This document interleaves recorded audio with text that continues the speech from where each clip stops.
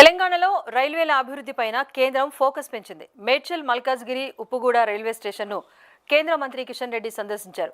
హైదరాబాద్తో పాటు రాష్ట్ర వ్యాప్తంగా ఆయన భారీ ప్రాజెక్టులను ప్రకటించారు. హైదరాబాద్లో ఎంఎంటీఎస్ సెకండ్ ఫేజ్ పనులు చేపడుతున్నామని కిషన్ రెడ్డి తెలిపారు.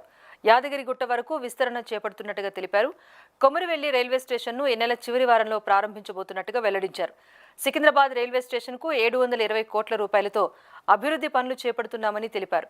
మొత్తం 48,000 కోట్ల రూపాయల విలువైన రైల్వే పనులు కొనసాగుతున్నాయని కేంద్ర మంత్రి వివరించారు.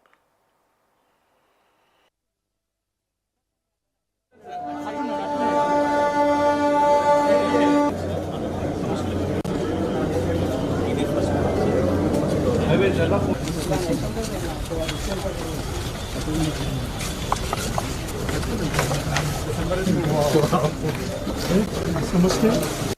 That's it. Jump. Thank you.